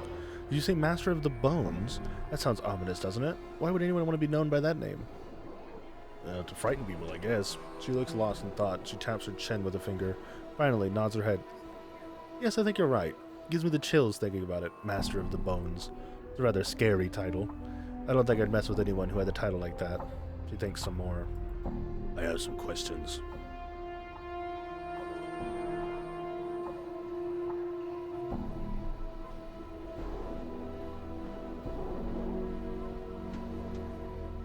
Okay. Here we go. Cool. Perfect. I just had to talk to her a couple times. She smiles and points to the encounters. Hey, look over there. Sells spells, magic things. Are you a mage? You don't look like one, but I guess looks can be deceiving. I don't know what mage really looks like, now I think about it. Do you? Yes, they wear robes with funny symbols and a pointy hat. Really? That's good to know. I mean, mages scare me, so I want to know what they look like. I guess it's all that power they have, and they can do incredible things and all, but you don't know what they look like. Warriors and priests and, other powerful people just look powerful with all that stuff they carry around. They're powerful people, but not mages. I have some other questions. She nods her head. All right, what do you want to know? You really like to talk, don't you? She shuffles her feet and looks embarrassed. I've been told that I probably talk a bit too much and that people tend to avoid me, and I don't really have any friends or male friends courting me. Sometimes I get lonely. Her voice gets lower and lower until she's finally silent. She stares at the ground. Well, I can understand why. No. Fuck. Do you imagine? I don't think you're a bad person. I happen to like you. Updated my journal. She doesn't. She gives you a hopeful look. Really? Thank you so much. I don't know your name. I'm Adon. I don't remember my name. She frowns, starts to say something, and then thinks better of it. She shrugs her shoulders. What's in a name? It's just to know I have a friend. Very You know, well. I've learned some new tricks. Apparently she leveled, but like, let me go talk to homeboy. Let's see what he's looking at. Her name is Karina. He snaps his attention to you. I beg your pardon? You know her, citizen? He looks at Karina again. Voice of an angel is such a pretty thing. Yes. Yes, she's also lonely. I'm certain she would welcome the company of a Updated my gentleman. journal. He glances at you, then back at Karina. Excuse me a moment, citizen. Easy as. Thank you, friend. A wonderful young lady. He looks at you, a little glassy-eyed.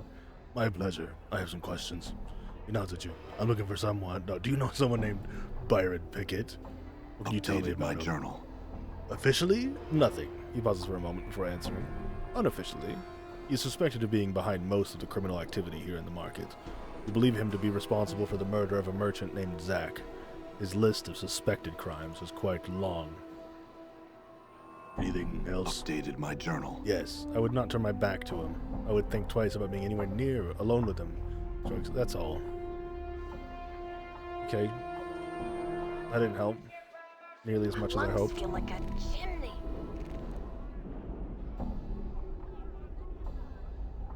I thought that was going to get me somewhere. Let's see. She leveled up. 20 thief skills. Cool. Way more detect traps. And then... let's see, open doors. All right. All right. Oops. I don't know what we're supposed to do. Oh, what's that?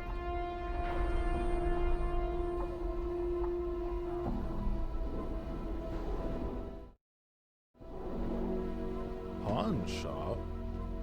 Done.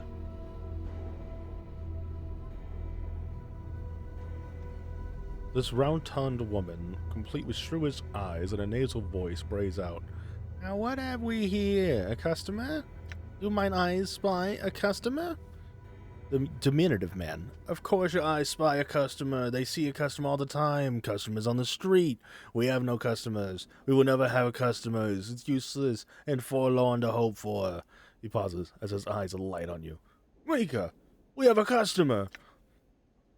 That's what I say. That's what I said. I've been saying to you. She lowers her voice and turns to you.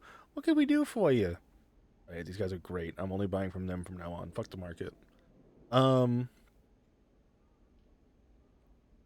Let's talk about trades. Yeah. What do you got? Whispering Flask. Invokes aid. Oh, right. I remember. Yeah. Charm Infinite Recall. That one's nice.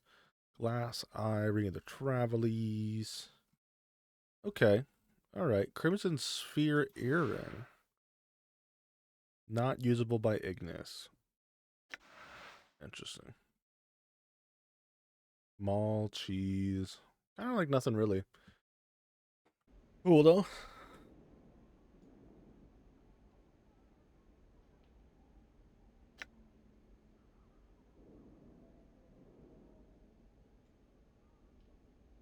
Who's she? She? She's my devoted wife. Some 2 years in the light of my life and the greatest gift to ever enter his life. Isn't that right? I saved him, you see, from the life of his parents had planned for him, and he promised to take me away from all this, and instead, you see, the life he gave me, I tell you, it would be enough to drive the body to drink. All right, we got ads. Let me take a butt break. Butt break.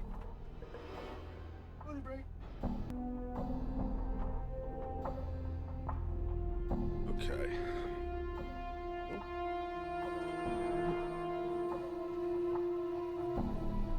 Fuck. Oh. Oh.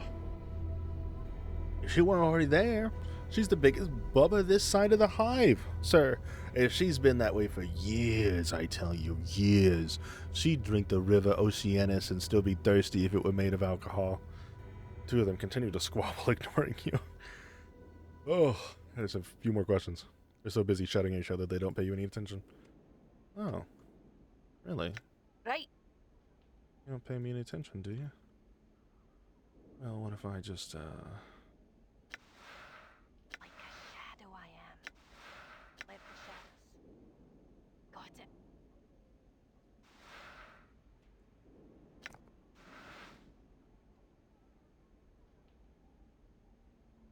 Nice. Free charm. Okay. Whoa. What the fuck? What the hell? What? That was weird. Done. Had like a weird sound in my mic.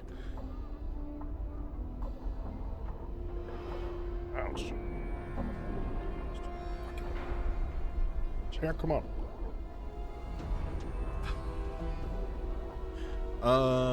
Alright, let's go get Mort back before the end of Planescape for today. We're trying to keep it within 2 hours of Planescape time.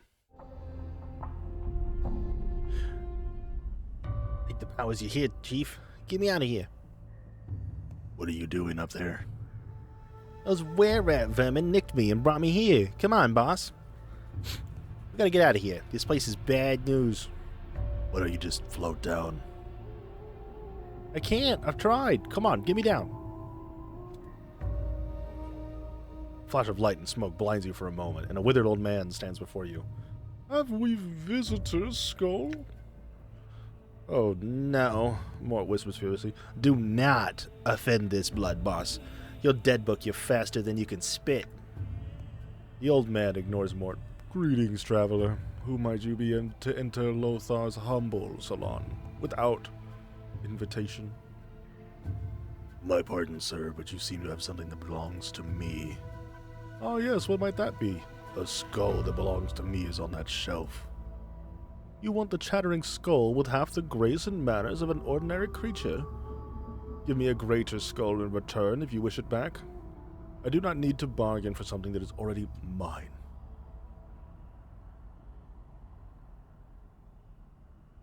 Where can I find a greater skull? Move aside the divan in the center of the room and pass through the portal on the eastern wall in the chambers below into the catacombs. The portal will remain active for your return. In the catacombs, many skulls. One of great value lies within the interred crypts of the Dustmen, beyond the drowned nations. Bring that skull to me, as my were-rat minions have failed to do, and I will see that your friend is returned to you. Perhaps I shall even answer some questions.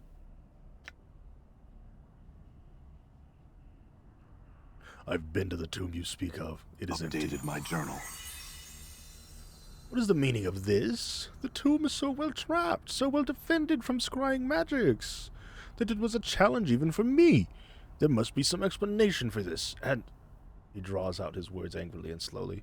You will provide it to me. Go through the portal to the chambers below and seek the answer. I believe it. It was my own tomb. Your tomb? Your tomb? He eyes you carefully. We shall investigate this more carefully. Fetch me another skull, then, as you seem attached to yours, and we shall see what answers I can provide. Our agreement shall be as before. Do not try to deceive me, just any bone, either. I am something of a connoisseur. Return to me when you have something of value. In Updated knowing my the journal. teachings of Zerthamon, I have become stronger.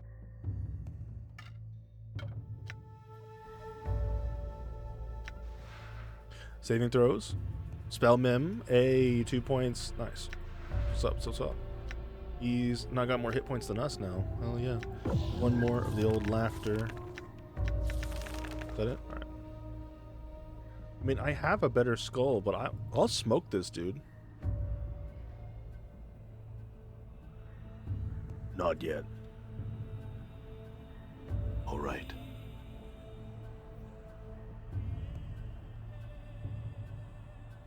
The skull speaks with a deep voice and a jocular tone. Have you come to learn of truth? I have truth aplenty. What can you tell me of Lothar? What can I tell you of Lothar? I will tell you nothing. Even his bare existence is better than the oblivion he promises. Shall I speak his secrets? You can tell me. You get the distinct impression Stern's skull is sneering at you. And to gain merely your friendship? Bah, there's nothing you can offer me. No service, no item that will impel me to betray Lothar to you. Just answer a few more questions then. I will not. Alright, fine. The skull exhales languishly and speaks in a sultry voice. Why do you disturb my rest? There's been so much happening of late, and while I welcome the sensation, I must confess to desiring a sense of quiet.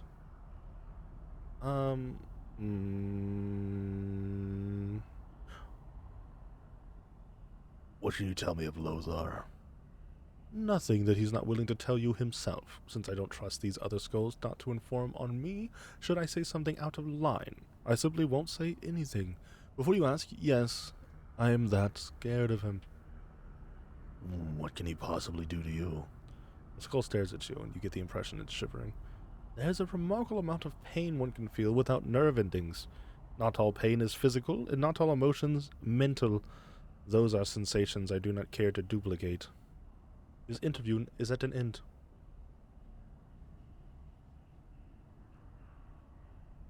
Alright, tell you what. We're gonna save real quick. Right? We'll do a new save. It'll be stream day 4, right? And I'm gonna just blast this dude out the fucking wazoo. Now, before I do this, we're gonna have you go like right Why here. not? And have you try something. You're being weird. Like a shadow I am.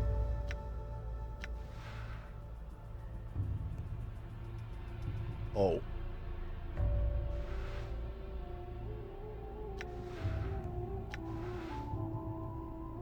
Let's go rest real quick. Like a shadow All I right. All right. And then we'll blast him. am. Like a shadow I am.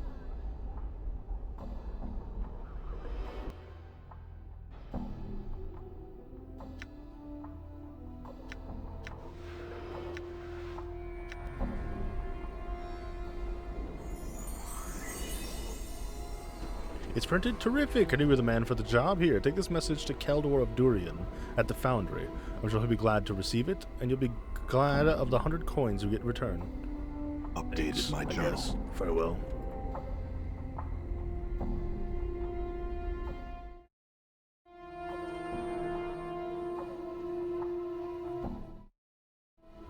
All right.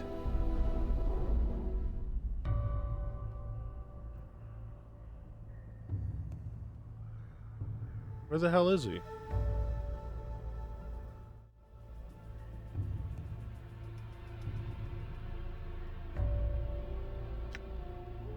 Right.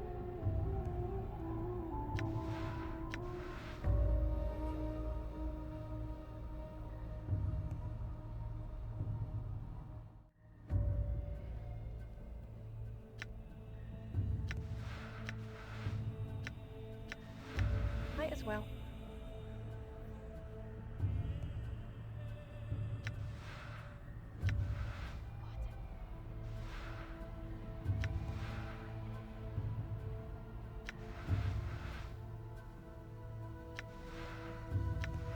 Got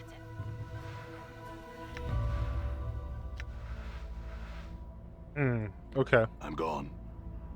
Let me go back upstairs, and I'm gonna see if he gets really mad at me if I Right. try to like lockpick this. Got it. Something in there. That's weird. Got it.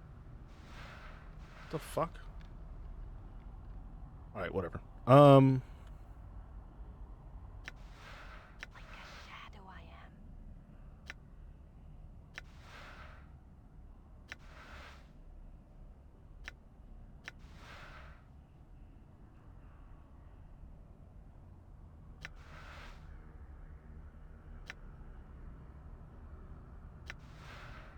Like the shadows.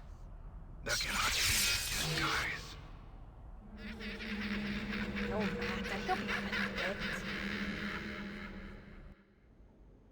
awakened.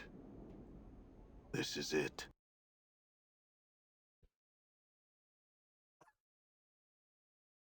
I really thought.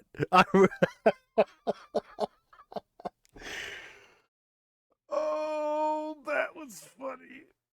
I really thought I was gonna whoop his ass. I was like, okay, I got this. I got this. Check this out. No. No, dude, no. No, what the fuck were you doing? Done. Alright, let's give him the skulls. I have the skull of the Silent King, ruler of the dead nations.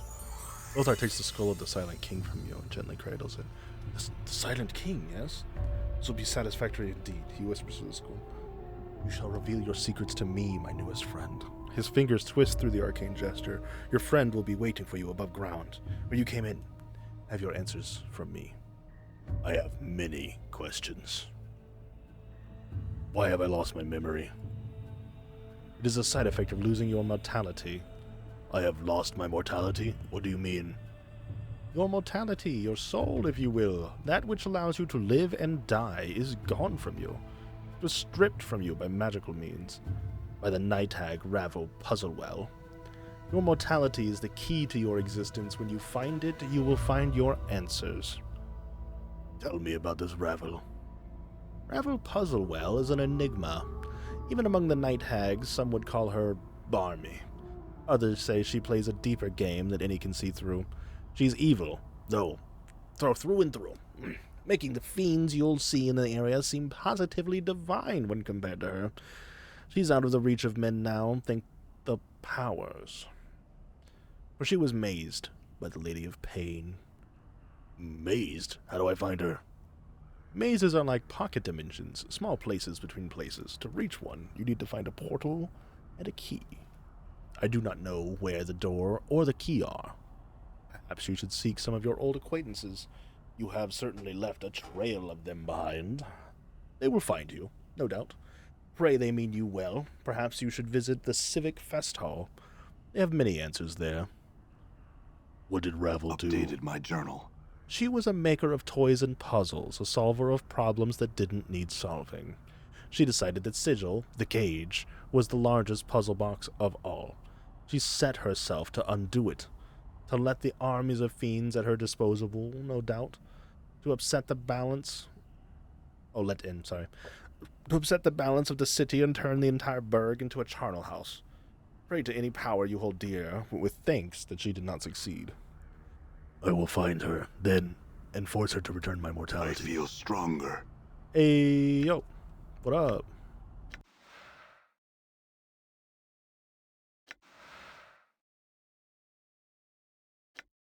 My intelligence is already legendary. Let's buff Con.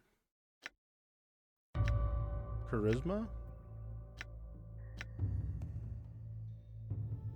Wisdom. Let's start pumping Con. I'm gone.